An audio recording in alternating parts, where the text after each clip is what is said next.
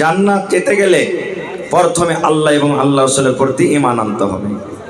আর কে জান্নাত পাবে? এখানে অনেক ভাই আছেন, মহিলা পেন্ডালে অনেক আমার মায়েরা খালারা আছেন। ছোট বাচ্চা মারা যায় কি যায় না? ছোট বাচ্চা মারা যায় কি যায় না? জোরে বলেন, মারা যায়? জি, কত বাচ্চা মারা গেছে। মা খালারা ভালো করে শুনবেন, কহরের দুনিয়াতে বাচ্চাটা এসেছে পেটেরই মরা, এরকমও ছেলে মারা যায়, বেটা বেটি মারা যায়। কহরে বেটা বেটি হয়তো দুনিয়াতে এসেছে জিন্দা হওয়ার 1 ঘন্টা 2 ঘন্টা পর মরলো, কহরে 1 বছর পর, কারে 2 বছর পর, কারে 5 বছর পর, কারে 7 বছর পর। সাবালিক হওয়ার আগে আগে, মোটামুটি 10 থেকে 12 বছর হওয়ার আগে আগে যে ছোট বাচ্চা মারা যায়, এই ভাই হাদিসটা শোনেন, খুব মজার কথা। এরকম ছেলেরা যদি মারা যায় তো আপনার জন্য কি আছে যদি আপনি সবর করেন? কি, যখন কোনো ছোট বাচ্চা মারা যায় আর ওর জানটাকে কবজ করে মালাকুল মউত আজরাইল ফেরেশতা যখন আল্লাহর কাছে চলে যান, তখন আল্লাহ তাআলা ওই ফেরেশতাকে জিজ্ঞাসা করেন। আল্লাহ তো সবই জানছেন না, জানে না? কোন ছেলেটা মরলো, কোন গ্রামের মরলো, আল্লাহর কাছে খবর আছে না নেই? তবে আল্লাহ মালাকুল মউতকে বলবেন কি, কাবাজতুম ওয়ালাদা আবদি, হে মালাকুল মউত, ওই রাকসি গ্রামে, ওই সুখাসন গ্রামের অমুক মানুষের জান কবজ করেছ, অমুক লোকটার ছেলের জান কবজ করেছ, বেটা বেটির জান কবজ করেছ। মালাকুল মউত তখন বলবেন, জি আল্লাহ কবজ করেছি। আল্লাহ রাব্বুল আলামিন বলবেন, হে মালাকুল মউত, যখন তুমি মাসুম বাচ্চা কিংবা মাসুম বাচ্চার যখন জান খান কবজ করো, ওর মা বাবা কি বলেছিল? ওরা বলবে, রব্বুল আলামিন, যখন আমি ওর কলেজা টুকরার জান কবজ করি, যখন আমি ওর বেটার জান কবজ করি, যখন আমি ওর বেটির জান কবজ করি, আল্লাহ জি ওই টাইমে ওই সময়তে ওই লোকটা সবর করেছে আর এই দোয়া পড়েছিল, ইন্না লিল্লাহি ওয়া ইন্না ইলাইহি রাজিউন, আল্লাহুম্মা আজুরনি ফি মুসিবাতি ওয়া আখলিফ লি খাইরাম মিনহা। এটা দোয়া না? মানুষ যদি মরে যায়, মা মরে গেছেন, আব্বা মরে গেছেন, দাদু দাদি নানা নানি মরে গেছেন, অমুক গ্রামের খবর পেয়ে নিলেন, মেয়েকে কানের আওয়াজ চলে এলো, আপনি গ্রুপে পড়লেন যে অমুক লোক মারা গেছে, যেমনই মতের খবর পাইবেন, নবী বলেছেন, আল্লাহ বলেন, যখন তোমার কাছে মুসিবত আসবে, মুসিবতের খবর আসবে, তখন তুমি এই দোয়াটা পড়ো, ইন্না লিল্লাহি ওয়া ইন্না ইলাইহি রাজিউন। এই দোয়াটা পড়িতে হবে। আল্লাহ রসুলের জামানাতে নবীজি একদিন রাস্তা দিয়ে হেঁটে চলে যাচ্ছে, আর একটা মায়ের লোক, ওর বেটা মারা গেছে, কবরের ফাঞ্জরে বসে বসে খুব কাঁদছে, খুব কাঁদছে। নবী তখন ওকে বলছেন, এই আল্লাহর বান্দি, কেন তুমি কাঁদছো? এটা কে, তোমার কি হয়েছে? বলছে, আমার বেটা মারা গেছে, বেটাটাকে দফন করা হয়েছে, আমার বেটাকে আর ঘুরিয়ে পাবো না বলে আমি কাঁদছি। নবী তখন বলছেন যে, রে আল্লাহর বান্দি, সবর করো গা, সবর করো, কাইন দেখে তুমি পাইবে যে কাঁদছো, যাও বাড়ি যাও, তুমি সবর করো। ওই মেয়ে লোক কিন্তু চিনে না, মহিলা চিনে না যে এটা হলো আল্লাহর নবী। তখন নবীকে কি বলছেন, হ্যাঁ হ্যাঁ, তুমি রাস্তা দিয়ে হেঁটে যেছো, চলে যাও, তোমার তো কেহ মরেনি, তোমার কেহ মরলে তুমি বুঝতে পারতে কি ব্যথা লাগে। নবী বললেন না কিচ্ছু, চলে গেলেন। পার্শ্বে একজন মুসলমান তখন বলছেন, রে পাগলি, কি করিলে তুমি? বলছে, কি হয়েছে? বলছে, যে লোকটাকে তুমি এত বড় কথা বলে দিলে, লোকটাকে চিনো কে? বলছে, না। বলছে, এটাই তো আল্লাহর নবী মুহাম্মদ সাল্লাল্লাহু আলাইহি সাল্লাম। বলছে, এটি আল্লাহ রাসূল? হ্যাঁ। এবার দৌড়াতে দৌড়াতে দৌড়াতে দৌড়াতে নবীর বাড়ি চলে গেলেন। ওরে সুবহানাল্লাহ, নবীর বাড়ি যখন চলে গেলেন, এবার বলছে, নবী গো, ভুল হয়েছে আমার, আপনাকে চিনতে পারিনি, জানিনি বলে এত বড় কথা বলে দিয়েছি, আপনি আমাকে মাফ করে দেন, আর জীবনে এরকম কথা বলবো না।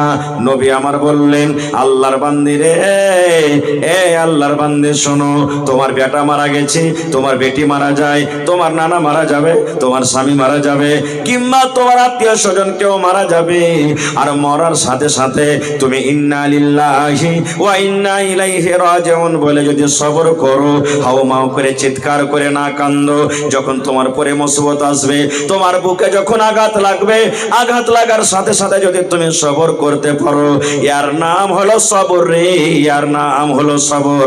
আর কাইন্দা কাইন্দা কাইন্দা তুমি যে পেটকে ফুলিয়ে দিলে, চোখকে তুমি লাল করে দিলে, 3 দিন 4 দিন পর্যন্ত কাঁদলে, আর কান্দার পর যদি বলো আমি সবর করলাম, আর কি পাবো? ইয়ার নাম কিন্তু সবর নয়।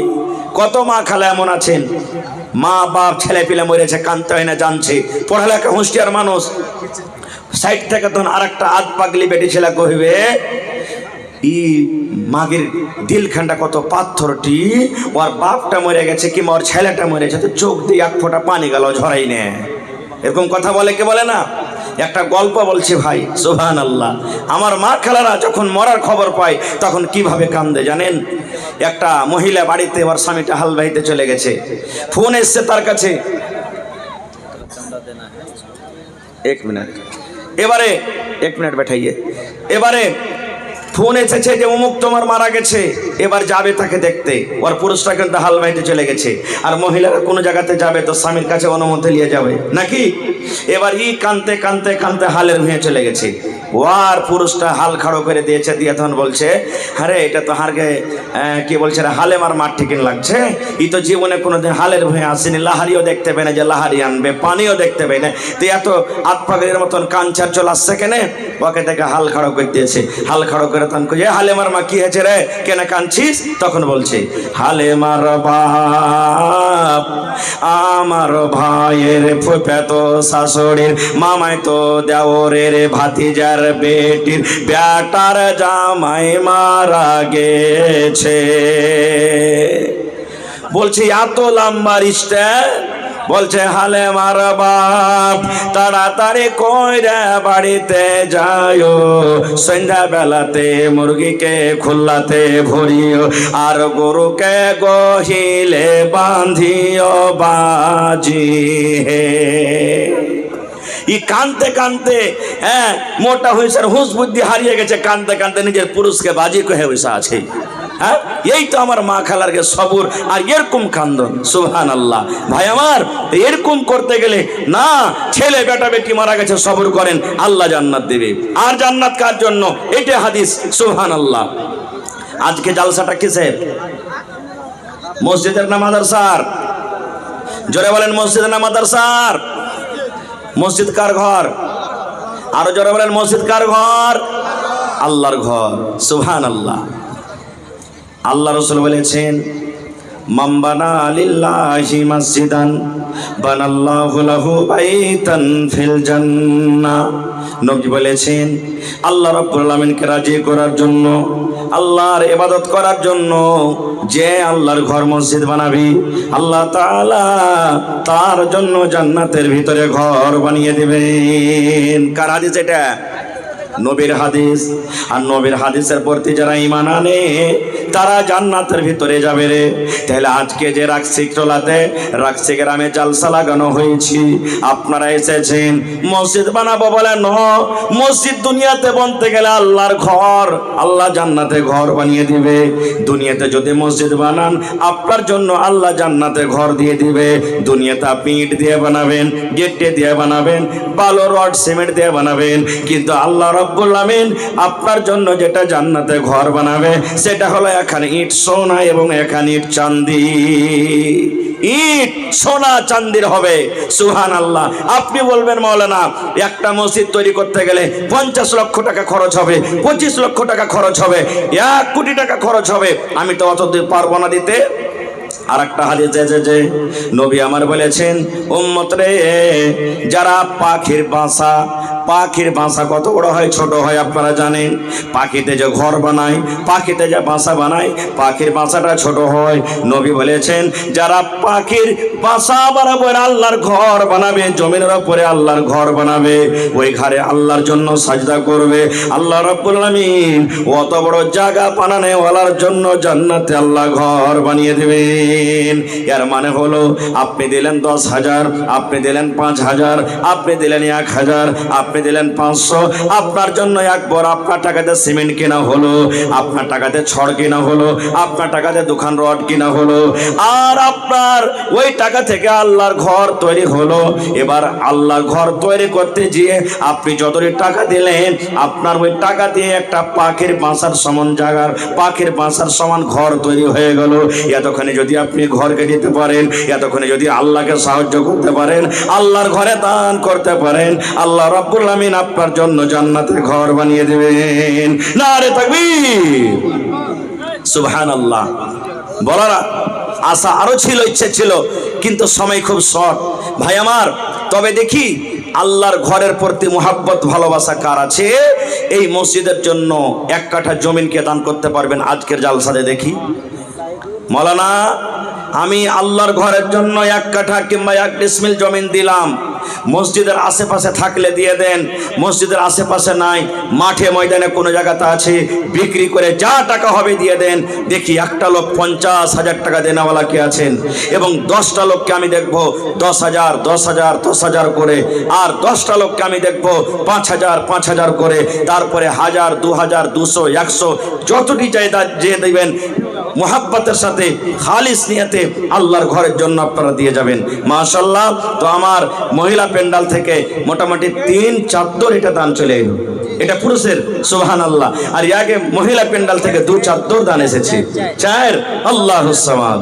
রব্বানা যালামনা আনফুসানা ওয়া ইল্লাম তাগফির লানা ওয়া তারহামনা লানাকুনান্না মিনাল খাসিরিন। রব্বানা আতিনা ফিদ দুনিয়া হাসানা ওয়া ফিল আখিরাতি হাসানাতাও ওয়া কিনা আযাবান নার। আল্লাহ আমার মা খালাকে পেন্ডাল থেকে 4 চাদর দান এসেছে, কে 10, কে 20, কে 200, কে 500, কে 1000 করে করে দান করেছেন। কে মায়ের জন্য, কে স্বামীর জন্য, কে বেটার জন্য, কে শ্বশুরের জন্য, কে আব্বার জন্য, কে শাশুড়ির জন্য। এই রব্বুল আলামিন যে যা নিয়তে দান করেছেন আল্লাহ তাদের নিয়তকে তুমি পুরা করে দাও। আল্লাহ যারা মুসিবতে আছে মুসিবত দূর করো। আল্লাহ যারা ছেলে মেয়েরা পড়ালেখা করছে কামিয়াব করো। আত্মীয় স্বজন যারা কবরে চলে গেছে জানি না রে মাওলা তারা কবরে কি হালাতে আছে, আল্লাহ তাদেরকে কবরে তুমি জান্নাতের বিছানা দিয়ে দাও। রব্বানা তাকাব্বাল মিন্না ইন্নাকা আনতাস সামিউল আলিম। আমিন। আমার ভাইয়েরকে পেন্ডাল থেকে 1 চাদর দান এসেছে। আল্লাহ জি 10 20 100 200 করে করে আমার ভাইয়েরা দান করলেন। কে মায়ের জন্য দিয়েছেন, কে আব্বার জন্য দিয়েছেন, কার মা কবরে শুতে আছে, কার আব্বা কবরে শুতে আছেন, কার বেবি কবরে শুতে আছে। আল্লাহ দুনিয়ার খবর পাওয়া যায়, কিন্তু কবর একটা এমন দেশ, কবর একটা এমন দুনিয়া, কবর একটা এমন জায়গা আজ পর্যন্ত কবর থেকে কোনো খবর এলো না। এই আল্লাহ ওই মোমেন মোমেনা যারা মাটির ঘরে শুতে আছে রব্বুল আলামিন জানি না মাওলা তারা কবরে কি হালাতে আছে। আল্লাহ তারকে কবরে তুমি জান্নাতের বিছানা দিয়ে দাও। আল্লাহ তারকে কবরকে তুমি নূর দিয়ে মনোয়ার করে দাও। রব্বানা তাকাব্বাল মিন্না ইন্নাকা আনতাস সামিউল আলিম। আমিন। আর একজন 500 টাকাকে দিয়ে গেল, 5,000 টাকা মনে করে কবুল করো। মাশাআল্লাহ। আরো একটা ভাই আমার 500 টাকা আছেন ভাই, 10,000 টাকার একটা আবদার রেখেছি। जी मुखिया मिनहाज साहब 10,000 रुपये दे करके भेजे। कितना है मुखिया जी मात्र 10,000। 50 से कम ना हो। तो मुखिया जी कहाँ चले गए थे? तो आपको देना होगा। आप कहाँ आए हैं? इसी पंचायत के मुखिया जी हैं। ये पंचायत का नाम क्या हो? मधुरा पंचायत के मुखिया जी मिनहाज आलम साहब 10,000 रुपया दे करके भेजे हैं, लेकिन 50,000 का डिमांड है ना क्या जी? तो मुखिया जी से आप प्राइवेट जाकर बात कीजिए कि 50,000 मांग रहे हैं। मुखिया साहब यहाँ जाइए। आए थे, कहाँ चले गए? हमारे मुखिया जी अगर आप क्या कहते हैं इस पिंडाल में मौजूद हों या आपके कान तक आवाज़ पहुंच रही हो, तो जिसके हाथ में आप रुपया दे करके भेजे हैं उनको फ़ोन करके आप बता दें कि मैंने 50,000 रुपया अल्लाह के घर के लिए मैंने वक्फ किया। इंशाअल्लाह उम्मीद है कि आप ज़रूर देंगे। माशाअल्लाह जज़ाकल्लाह। अल्लाह एक जन भाई हमार 500 টাকা জমা করে দিলেন, 5000 টাকা মনে করে তুমি কবুল করে। লাইসান ভাই লেট করিয়েন না, আমার মাত্র আর 15 মিনিট সময় আছে। 15 মিনিটের মধ্যে নিজের নিজের দানটাকে একটু আপনারা গোছ করে আসেন আর নিজের নিজের দানটাকে আপনারা দিয়ে দেন। আল্লাহর ঘরের জন্য আজকে জালসা, সুবহানাল্লাহ। কত যে আল্লাহর খাস বান্দা, কত যে আল্লাহর পিয়ারা বান্দা আপনারা, আল্লাহ তাবারাক ওয়া তাআলা কত যে আপনাকে ভালোবাসেন, সুবহানাল্লাহ, যার কোনো ঠিকানা নাই। তো আপনারা মেহেরবানি করে একটু চটচট করে আসেন আর নিজের নিজের দানটাকে আপনারা দিয়ে চলে যান।